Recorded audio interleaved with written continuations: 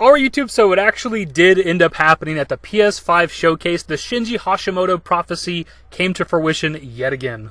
And we finally got that Final Fantasy XVI reveal. It's been long overdue. It really hasn't been super long since Final Fantasy 15 came out. That was back in 2016, so it's only been like 4 years now. It's not been as long as people make it seem.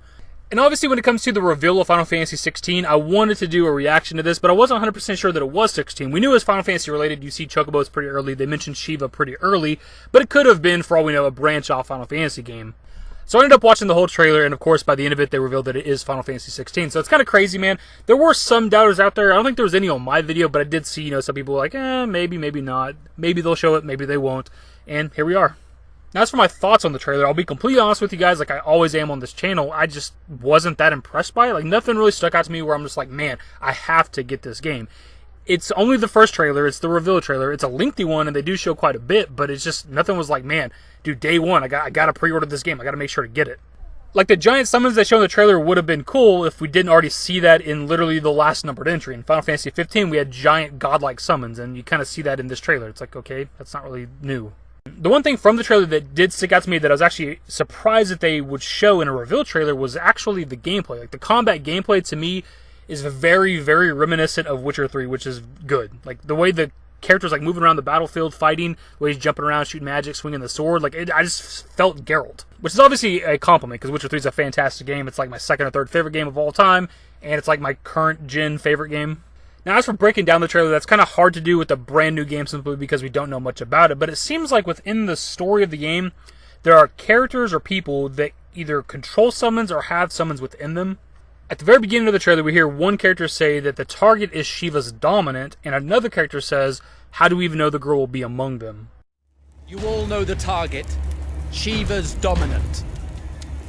And only the dominant. How do we even know the girl will be among them? And later on within the trailer, we see the character of Joshua freak out, and it's implied that he summons Phoenix. Again, I don't know if the summons are within people or if they just control them. I don't exactly know what's going on. We do see the character of Joshua, like, heal somebody's hand, and there's, like, a red light and, like, fire coming out of the back of his hand, which definitely falls in line with Phoenix. So, again, I'm not entirely sure if they just have the powers of the summons, if they control the summons, if the summons are within them. We'll just have to see. Now that I'm thinking about it and watching back through the trailer, one thing that did actually stand out was we see a character get their head cut off, like, kind of off screen, but a, like, bucket of blood flies onto Joshua's face. Which is not something you normally see with the Final Fantasy series. People die plenty of times, but it's not often by a goddamn beheading, and you don't normally see people splatter with blood. There's not a whole lot of blood within the series, so maybe this is an implication of a more mature take on one of the Final Fantasy games. Something else to take note of is at the beginning of the trailer, we see that group of characters, and the first guy we're seeing zooming out from the eye, I think is implied to be our main character. They all have like this tattoo or something on their face. I don't know the significance of it. But when the guy that seems to be the leader says that they don't question orders, we see our main character touch the tattoo, so I believe it has some sort of significance. Our kind do not question orders. So there might be some sort of military group. They clearly have a leader or somebody that they answer to, and maybe you got to get the tattoo to be a part of this group or something. I don't exactly know. We do hear multiple times throughout the trailer them mention the Mother Crystal, so I don't know if that means this is another Final Fantasy game that deals with crystals. That's kind of a theme through a lot of the games, mostly the older games. Our foe will not relinquish their Mother Crystal easily. Something I just noticed playing that part back a few times is that he actually says, our foe will not relinquish their Mother Crystal easily, so it does seem like there are multiple Mother Crystals, so it does seem like this game is about crystals. And now that I've watched back through the trailer quite a few times, we actually get to control two different characters. In the trailer we see this character right here. I don't know if we ever get the name, but he says that he is Joshua's shield and he's sworn to protect him. I am Joshua's shield. I'm sworn to protect him. And then it rolls right into his gameplay, and this was the character that was giving me the Witcher 3 vibes. It seems like he just kind of fights with the sword and basic magic, whereas the other character that we control uses a lot of crazy shit. We see the other character using different abilities and comboing in the air and like summoning these like giant fists whenever he's like punching a character. I don't know if that's exclusive to him. Maybe both the characters can do this. We do, however, see both characters use this like wing attack or something, so maybe they can both use the same abilities. And they also put emphasis on both characters at the end of the trailer, so it does seem like we have dual protagonists within this game. When it comes to combat, we do get to see our character warp over and do a finishing move on this enemy, which is definitely unique to the Final Fantasy series. Again, some Witcher vibes here. Speaking of the enemies within this trailer, the first one we see is sort of like a goblin or something. It has a club, but it's as big as our character. We also get to see a Marlboro, which is a classic Final Fantasy enemy. We also see another enemy that looks pretty familiar, but I'm not 100% if it's the Curl enemy. I think it's how you say it, Coeurl.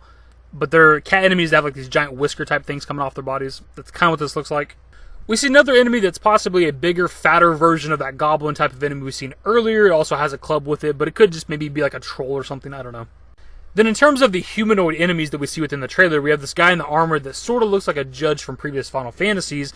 And we have this other guy that looks a bit like a wizard. He's wearing some sort of like robe or something, and he has like a scepter or a staff. And then when it comes to the summons that we see within the trailer, we get to see Shiva, Titan, we get to see Phoenix, we get to see Ifrit. Speaking of Ifrit, we see this guy right before Ifrit, so I think it's implied that this would be Ifrit's dominant, whatever the hell dominants are. But they put a lot of emphasis on him and Ifrit near the end of the trailer, so I'm wondering if he's not maybe the big bad of the game. And the last thing worth pointing out from the trailer is that the game is a timed exclusive for the PS5.